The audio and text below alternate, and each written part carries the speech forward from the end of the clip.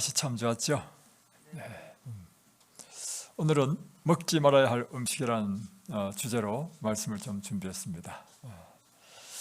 먼저 이 미국 청년을 치유한 이야기를 좀 해드리겠습니다. 지난번에 산책할 때 우리 자매님이 이야기를 듣더니만 참 재밌게 듣더라고요. 그래서 이걸 설교 시간에 한번 해야 되겠다 생각했습니다. 저희들이 죽전에서 목회를 할 때인데 그때 매년 1년에 2번씩 이와 같은 건강 세미나를 했습니다. 그래서 이 건강 세미나에 온 사람들이 놀랍게 이렇게 치유되고 해서 참 좋은 시간들을 가졌습니다. 그런데 미국에서 한 집사님이 오셨는데 이분 따님이 우리가 있는 수지구 성북동에 살고 있기 때문에 따님 집에서 계실 때 우리 세미나에 딸과 함께 참여했습니다. 그래서 그 이후로 저희들이 그 딸이 아주 심각한 자가면역 질환이 있었는데 나중에 그 자매가 저기 한남동 그 유엔 빌리지 그 한강이 내다 보이는 그걸로 이사를 갔습니다. 그 남편이 아주 사업을 크게 하는 분인데 근데 그 부인이 아주 심각한 자가면역 질환이 있어가지고 병원에서 고칠 수 없는 상황이 되다 보니까 옛날에 우리 세미나에 참여했던 그런 기억이 있어서 우리에게 전화를 했습니다. 자기를 좀 도와달라고. 그래서 저희 부부가 그때 한 3달에서 한 4달 정도 했죠. 매주 목요일마다 가지고 이 천년치유의 원리를 가르쳐주고 실천하도록 하고 또 식사하는 법도 가르치고 그래서 이 자매가 병원에서 고치지 못하는 병을 고쳤습니다. 그러니까 굉장히 감사했죠. 그리고 이제 친정 어머니가 그걸 이제 지켜봤기 때문에 그 이후에 미국 갔단 말이에요. 어느 날 미국에서 전화가 왔습니다. 제 처에게 전화 왔죠. 사모님, 우리 손자와 함께 손자가 그때 교회를 안 다닐 때였습니다. 손자와 함께 여름 야영에 미국은 동부, 서부, 중부 이렇게 해서 크게 하잖아요. 미국에 사시는 교인들은 여름 이 장막 집회를 굉장히 기다리고 크게 하더라고요. 그런데 이 장막 집회에 자기 손자를 데려가고 싶은데 손자가 좀 여드름이 너무 심해가지고 창피하다고 못 가겠다는 것입니다.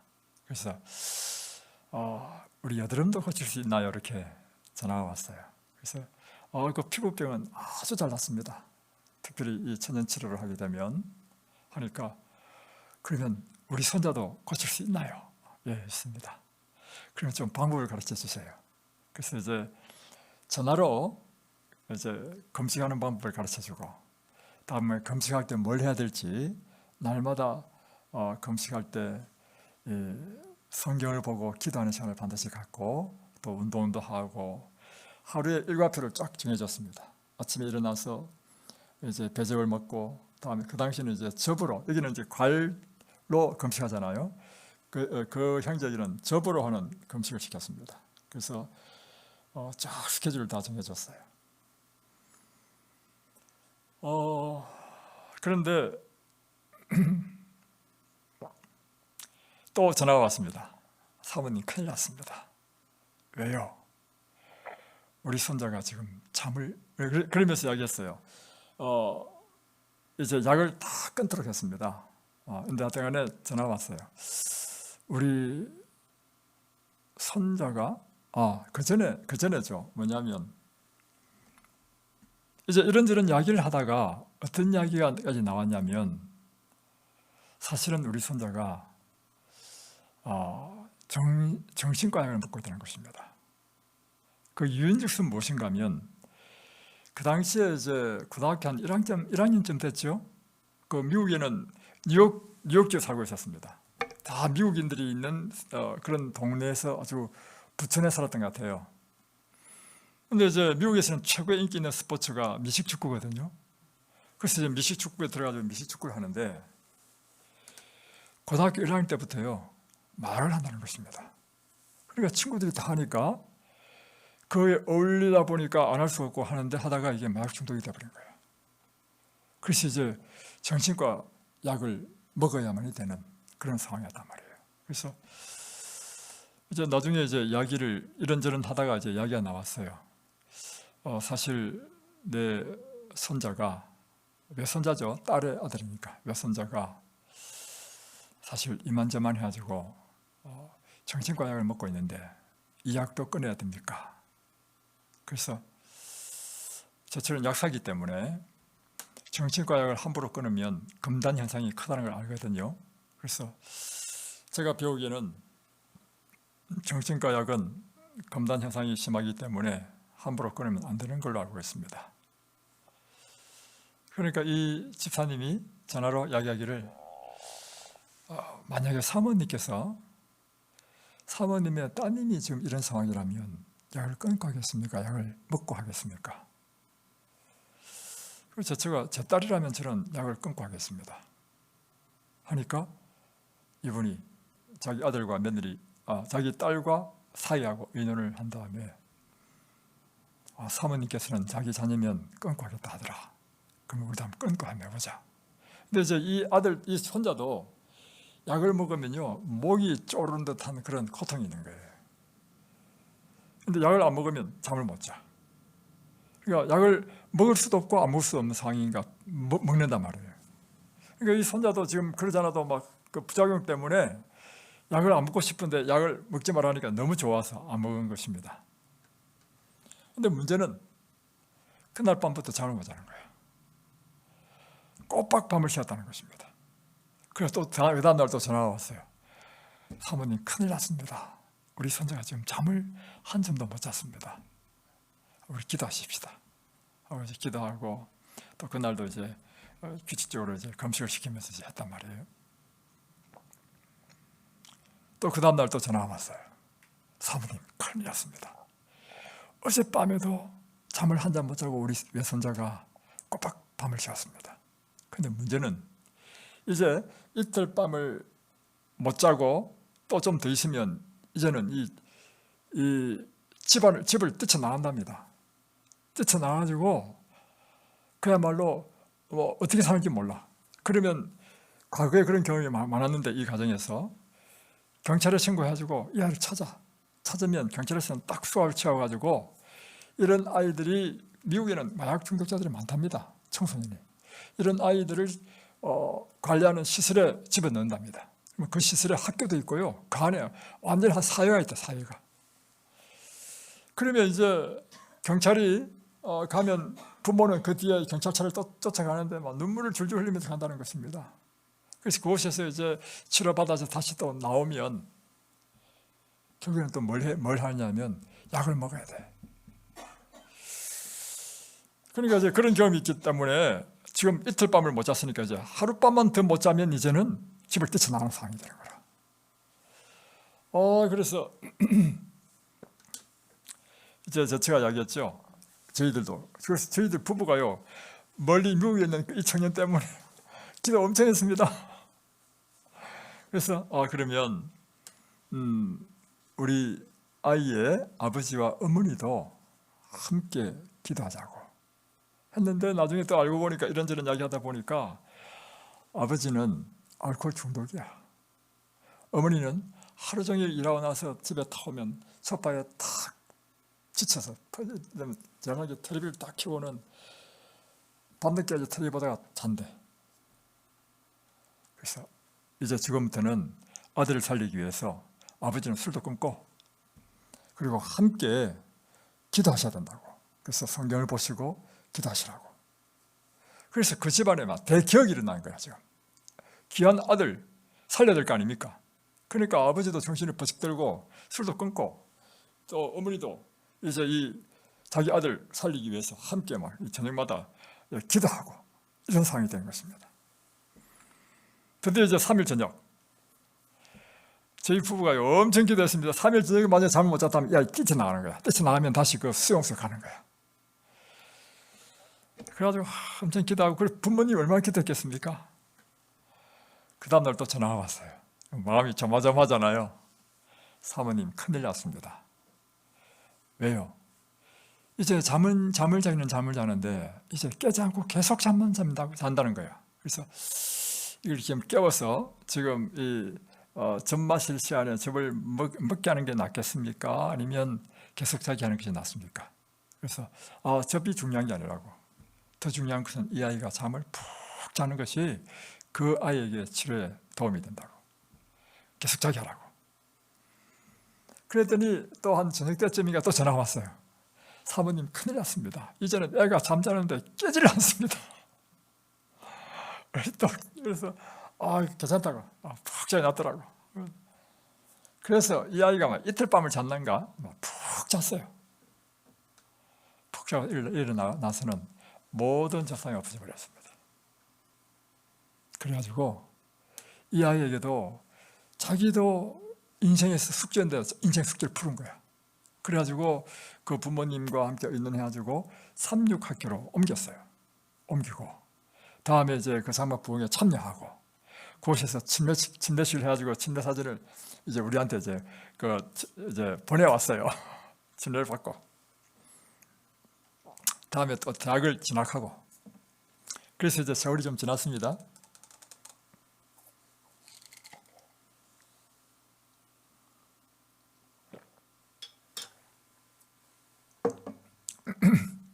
세월이 지난 다음에 대학을 졸업해가지고요. 맥킨지라는 유명한 회사 들어왔습니다. 맥킨지는 굉장히 연봉이 높거든요. 그래가지고 아주 성공적인 치료의 케이스를 경험하게 되었습니다. 우리가 가르치는 이 천년치유의 원리는요, 사실은 어떻게 보면 아무것도 해주는 것이 없는 것처럼 느껴져. 뭐 수술해 주는 것도 없고 여기 오면 또 주로 이제 상담하는 사람이 이렇게 전합니다. 뭐 찜질은 해주나요? 그곳에서 무슨 뭐 물리치료는 해주시나요? 뭐 여러 가지 질문이 많아. 근데 그때마다 우리가 대답하는 게 뭐냐면 아니요, 안 해주는데요. 그러면 상대방 입장에서 어떻게 생각이 듭니까? 해주는 것도 없네 이렇게 생각할 거 아닙니까? 그죠? 해주는 게 없는 것이 아니고 이곳에서 여러분이 숨만 쉬어도 낫습니다. 깨끗한 공기가 지금 여러분에게 공급하는 약이고요. 이 햇살이 하나님께서 여러분에게 주시는 약이고, 그리고 이것이 9시 주무시고 일찍 자고 일찍 일어나는 것 자체가 그 어떤 것보다도 비교할 수 없는 보약이라는 사실입니다. 여러분이 그래서 사람들이 천연치료라는 것을요, 뭐 해주는 거 없이 생각하는데 그 어떤 약보다도 부작용 없고 완전한 치료를 일으키는 것이 이 천연치료의 원리라는 사실을 기억하시기 바랍니다. 그 중에 8가지 천연치료의 원리 가운데서 사실 다 중요하지만 제일 중요한 것은 뭐라고 했죠? 음식입니다. 그래서 계속해서 제가 음식에 대해서 이야기하는데 무엇을 먹어야 하는가? 그리고 무엇을 먹지 말아야 되는가? 먹을 때는 어떻게 먹어야 되는가? 근데 오늘은 무엇을 먹지 말아야 되는가 하는 제목으로 한번 말씀을 드리고자 합니다.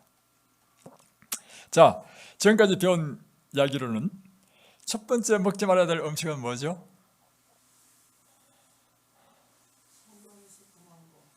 예, 특별히 하나님께서 이 동물들은요 다스리라 했습니다. 근데 사람들이 다스리라는 걸 막 잡아먹어. 병이 나죠. 그래서 첫 번째 먹지 말아야 될 것은 우리에게 먹도록 한 것은 다 채식입니다. 곡식, 과일, 견과, 야채잖아요.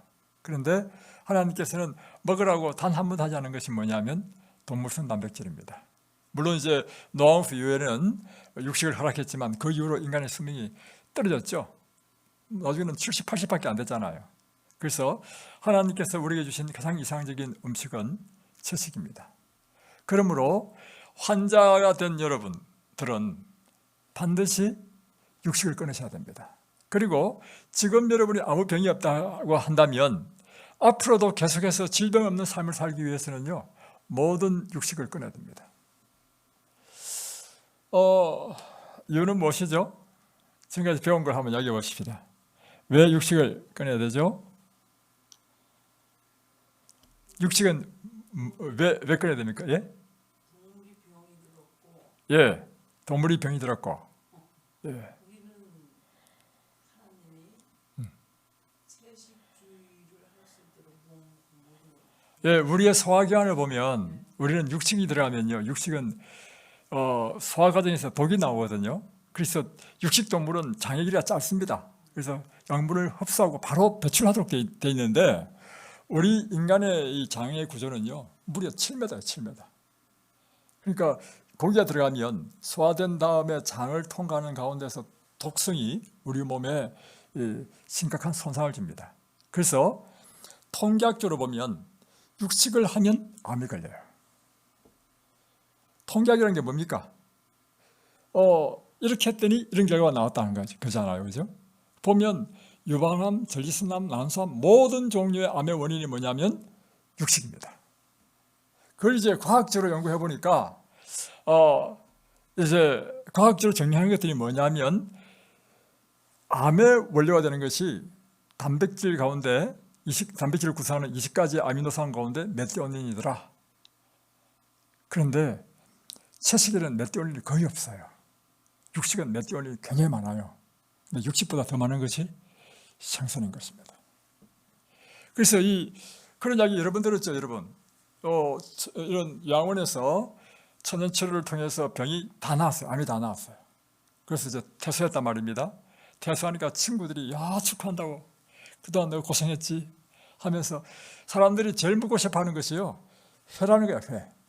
그래서 일식집에 가가지고 아니면 저 동해 바닷가에 가가지고 회 한 사람 실컷 먹고는 바로 다시 암이 재발해서 죽는 이야기가 많이 나오잖아요. 그래서 육고기보다 더 암 환자에게 해로운 것은요 생선입니다. 다음에 동물성 단백질은 성장 호르몬이 있습니다. 그런데 이 성장 호르몬이 특별히 성인이 됐을 때 기본적으로 이 모든 세포들이 일정 기간 활동하고 그 기능이 점점 떨어져서 다시 이제 사멸하면 그걸 다시 재생해서 채워주죠. 채워주는 것보다 더 많은 이 세포를 생성해내면 암이 된다는 것입니다. 그래서 특별히 동물성 이 단백질에는 성장 호르몬이 있기 때문에 안 된다. 암이 걸린다. 다음에 세 번째는 엔지오제네시스라고 하는 물질을 뿜어내는데 이 엔지오제네시스와 관계되는 것이 동물성 단백질이다. 그래서 이런 의학적인 연구에도 보면 동물성 단백질은 암의 원인이 된다.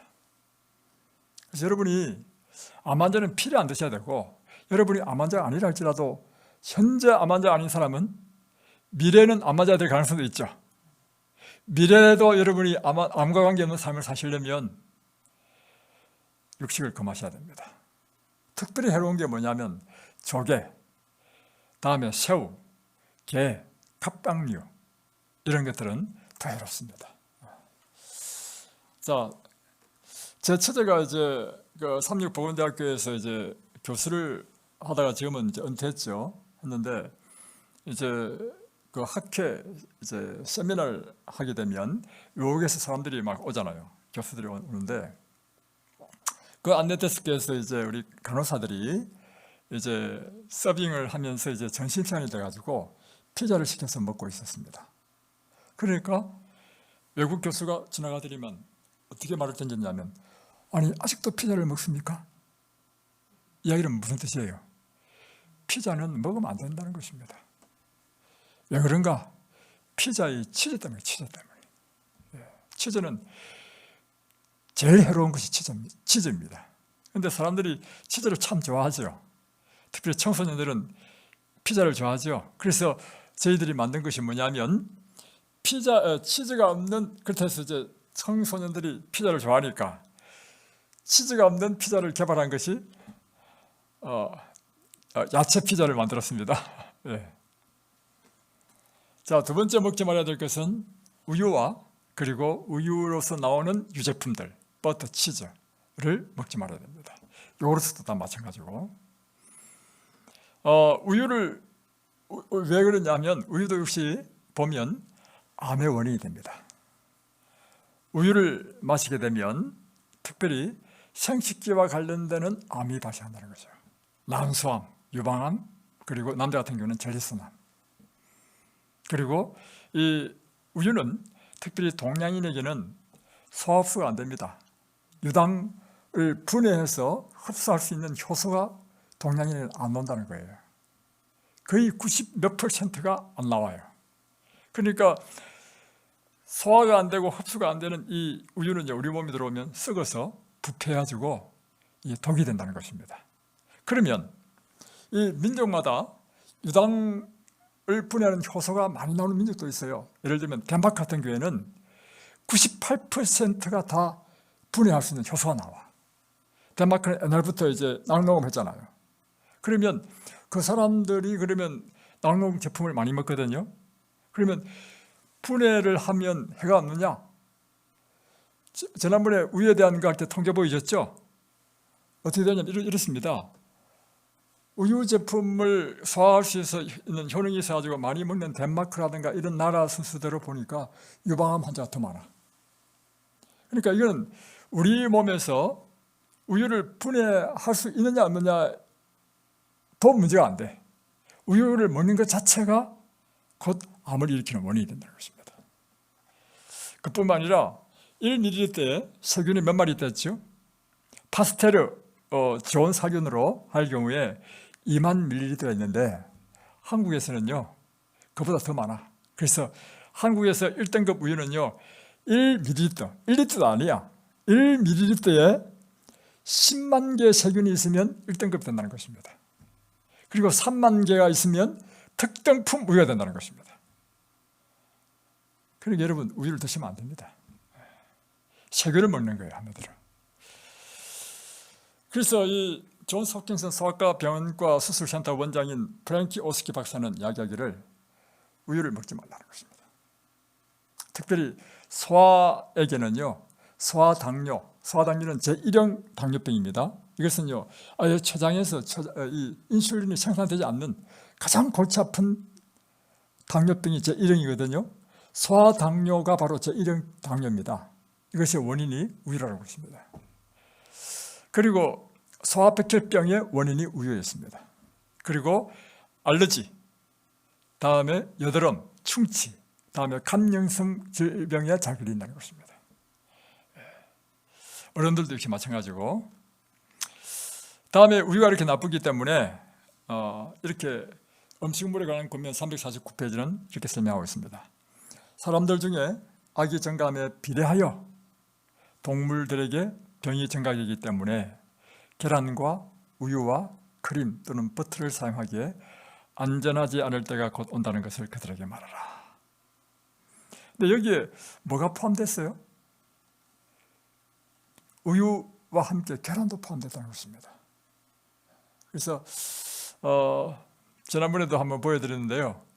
이탈리아에서 연구해 보니까 계란이 일반적인 육류보다도 제가 그때 기억하기로는 6배나 더 많이 암을 일으킨다는 보고가 나와 있는 것입니다. 사실 계란이 참 맛있고 좋잖아요. 근데 이 시대는 계란까지도 꺼내야 될 시대가 왔다는 것입니다.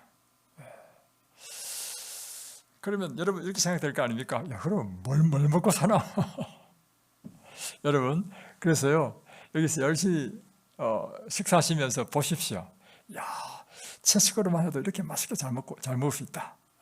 그걸 여러분 계속 배우시고 이런 식사를 하시게 되면 정말 깨끗하게 돌아가실 때도 병이 없이 기운이 진해서 돌아가시는 복 있는 인생이 될 줄 믿습니다. 자, 그런데 그 중에 가장 나쁜 것은 무엇인가 하면 치즈라는 것입니다. 비록 그것이 신선한 것일지라도 치즈는 위장에 너무 독하므로 절대로 위장에 들려보내지 말아야 한다. 치즈는 절대로 먹지 말라는 것입니다. 그래서 치즈를 쓰는 것이 바로 피자죠. 그래서 피자가 안 좋다는 것입니다. 다음에 또 먹지 말아야 될 음식으로는요, 식초입니다. 식초는, 그래서 우리 식당에서는요, 식초 전혀 안 씁니다. 식초 대신에 레몬을 짜서 넣습니다.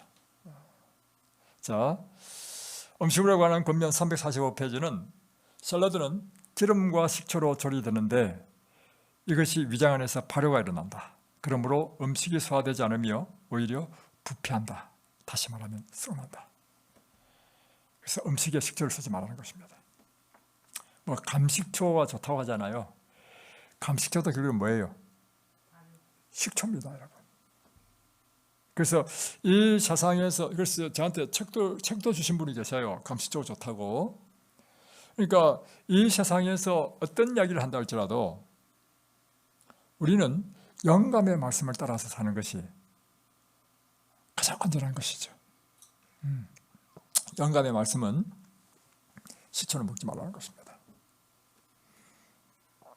그 결과로 피는 영양분을 공급받지 못하며 오히려 불결한 것들로 가득 채워져서 간장과 신장에 고장이 생긴다. 다음에 네 번째, 설탕을 쓰지 말라는 것입니다. 그래서 우리 식당에서는 절대 설탕 안 씁니다. 설탕 쓸 일이 있으면 꿀을 약간씩 쓰죠. 설탕은 위장에 좋지 않다. 그것은 발효의 원인이 되므로 두뇌를 흐리게 하고 까다로운 성질을 초래한다. 이 식초와 마찬가지로 설탕도 발효의 원인이 된다는 것입니다. 그래서 예를 들면 우리가 매실을 담글 때 어떻게 합니까? 설탕 쫙 넣고 매실 넣고 또 설탕 넣고 하잖아요. 설탕이 발효시키는 성질이 있기 때문에 그렇습니다. 나는 종종 형제 자매들의 식탁에 앉아서 그들이 대량의 우유와 설탕을 사용하는 것을 본다. 이것들은 조직을 막히게 하고 소화기관을 자극하여 두뇌에 영향을 끼친다. 나에게 주어진 빛에 의하면 설탕을 많이 사용하면 뭐보다 더 해롭다고요? 고기보다 더 해롭다는 것입니다. 자, 그러니까 이게 중요합니다. 나에게 주은 빛에 의하면, 그러니까 하나님께서 엘렌지 화이트에 주신 이 성령의 빛에 의하면 직접 하늘에서 주신 기별입니다. 그것은 설탕을 많이 사용하면 고기보다 더 해롭다는 것입니다. 자, 설탕을 사용하면 할수록 백혈구가 박테리아 수를 잡아먹을 수 있는 숫자가 감소합니다. 잘 보세요. 설탕을 전혀 사용하지 않을 때 백혈구 한 마리가 14마리의 박테리아를 잡아먹습니다. 그런데 6스푼의 설탕을 먹게 되면 10마리밖에 못 잡아먹고 12스푼을 사용하면 5.5마리밖에 못 잡아먹고 18스푼을 쓰면 2마리밖에 못 잡아먹고 24스푼을 먹으면 1마리밖에 못 잡아먹는다는 것입니다. 그래서 설탕은 우리 몸에 면역력을 떨어뜨린다는 것입니다. 자, 그래서 음식물에 관한 권면 331페이지에 보면 특히 우유와 계란과 설탕이 주성분이 되어 있는 커스터드, 푸딩류는 해롭다. 여러분, 커스터드 이 과자 우리나라에서 나오죠? 이 아주 부드럽고 소프트하고 맛있죠? 달고 이 맛에는 딱이죠. 그것이 왜 그러냐면 우유 들어갔죠, 설탕 많이 들어갔죠, 또 계란도 넣죠. 그러니까 얼마나 입에는 녹겠습니까? 근데 이것이 아주 해롭다는 것입니다. 특별히 우유와 설탕이 결합하면은 우리의 기관을 막히게 하고 면역력을 떨어뜨린다는 것입니다. 그래서 이와 같은 대표적인 음식이 아이스크림, 케이크 이런 것이라 할 수 있죠. 또 소다를 사용하는 것, 베이킹 파우더를 사용하는 것도 해롭다는 것입니다.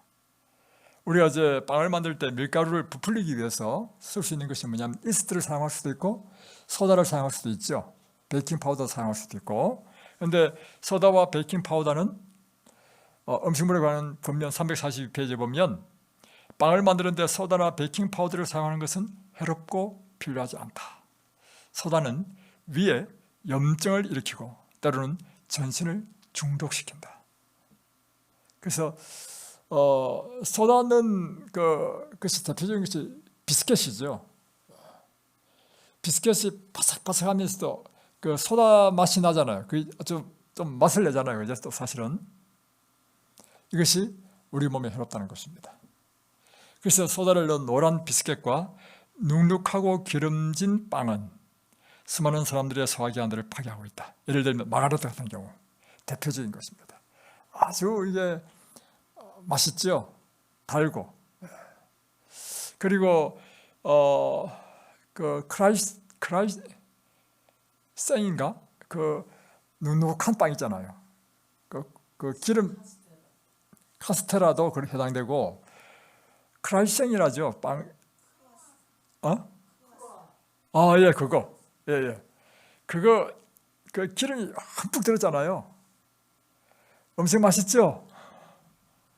이게 여러분의 소화기관을 망친다는 것입니다. 다음에 커피, 차, 콜라, 탄산음료를 금하라고 하는 것입니다. 차는 신체에 해독을 끼친다. 이 차와 커피의 공통점이 있어요. 그것은 카페인 성분이 있다는 것입니다. 그래서 커피는 또 볶고 할 때 발암물질이 나옵니다. 그리고 커피가 갖고 있는 것은 각성제 역할을 하죠. 그래서 커피를 사람들이 많이 사용하는 이유가 뭐냐면 졸음을 이기기 위해서.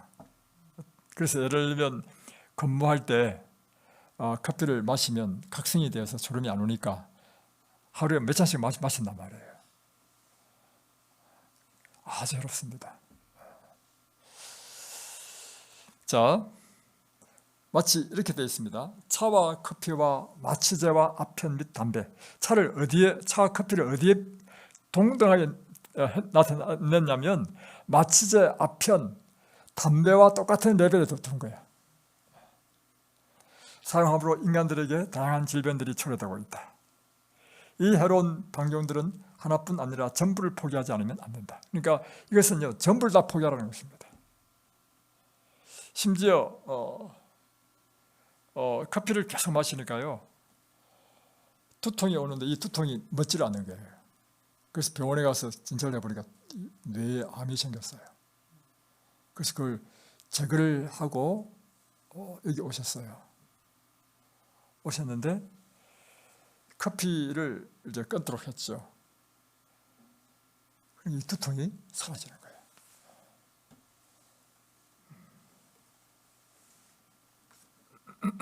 다음에 또 우리가 피해야 될 것이 있습니다. 그것은 견과 참 좋지만 견과가 산소에 오래 노출되어지고 쩔게 되면 독입니다. 그래서 쩐 견과는요, 아깝게 생각하지 말고 과감하게 버리십시오. 왜냐하면 지방이 산소를 만나서 산화되면요, 그건 독이 됩니다. 보세요. 지방이 많은 견과가 쩔게 되면 지방이 산화돼서 아플라독신이라는 발암물질이 나온다는 것입니다. 그래서 호두가 오래됐다, 과감하게 버려야 됩니다. 그래서 오케이. 또 하나는 이제 여러분이 이제 마트에 가면 대형마트에 가면 이제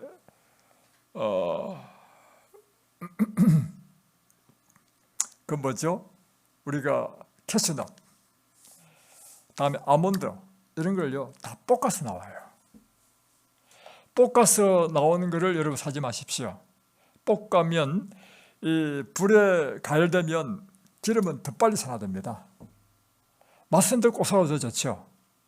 그러나 우리 건강에 좋지 않습니다. 그래서 볶지 않은 생거를 사셔서 보관하고 있다가 음식할 때만 사용하는 것이 가장 좋은 방법입니다. 특히 지방이 많은 음식을 고온으로 가열하면 기름이 분해되어서 아크릴아마이드, 알데히드, 폴리아릴아민 등의 유독물질이 생성될 수 있습니다. 그래서 이제 기름에 튀긴 음식, 이런 것은 발암물질이 있다는 사실입니다. 그래서 절대로 튀긴 음식은 먹으면 안 됩니다. 그런데 여기서 공통점이 있죠. 먹지 말라는 것이 다 공통점이 뭐예요? 입에는 엄청 맛있는 거죠. 그냥 음식이 맛있습니까? 기름에 딱 튀긴 게 더 맛있습니까? 특별히 동물성 단백질을 기름에 튀긴 치킨은요, 완전 찌약입니다. 식물성 음식도 기름에 튀긴 것 이제 이렇게 하죠. 보통 이제 깻잎이라든가 이런 야채를 이제 풀로 입히죠. 입힌 다음에 이제 튀기잖아요. 그것도 좋지 않습니다. 왜냐하면 그 기름 자체가 고열에 산화되기 때문에 발암물질이 생긴단 말이에요. 그런데 여기다 더 나쁜 게 뭐냐면, 여러분 소고기를 기름에 튀겨서 하는 것이라든가, 또는 치킨, 튀긴 아주 안 좋습니다.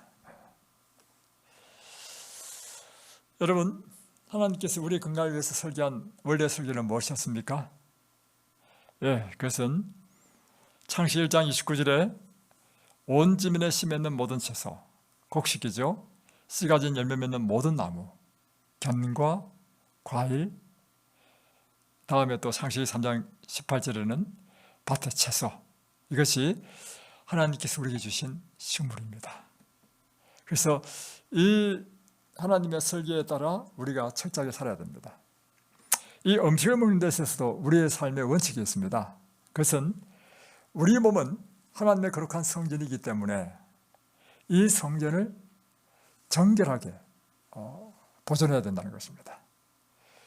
고린도전서 6장 19절에 보면 너희 몸은 너희가 하나님께로부터 받은 바 너희 가운데 계신 성령의 전인 줄 알지 못하느냐. 그러므로 너희가 먹든지 마시든지 무엇을 하든지 다 무엇을 위해서 하라고요? 하나님의 영광을 위하여 하라. 여러분의 몸은 굉장히 귀한 존재들입니다. 왜냐하면 우리 몸이 곧 뭐라고요? 하나님께서 우리 안에 거하시는 성전이야, 성전. 그래서 이 성전을 우리가 거룩하게, 깨끗하게, 건강하게 보존하는 것은 우리의 당연한 의무이고 특권이라는 것입니다. 그래서 우리 몸을 거룩하게, 건강하게 보존함으로 하나님의 거룩한 성전이 될 뿐만 아니라 하나님께 영광이 되는 그런 삶이 되시기를 바랍니다. 기도하겠습니다. 하늘에 계신 우리 아버지, 오늘 우리 몸이 하나님의 거룩한 성전이므로 우리가 먹든지 마시든지 무엇을 하든지 하나님의 영광을 위하여 할 수 있는 저희들 되도록 도와주옵소서. 이전에는 우리의 입맛과 식욕을 따라 또 우리의 관습에 따라 먹고 살았습니다. 그러나 이제는 하나님의 뜻에 따라 하나님께서 설계하신 대로 우리가 모든 일에 절제하고 하나님의 원칙에 따라 사는 저희들 되도록 축복해 주옵소서. 예수님의 이름으로 기도드립니다. 아멘.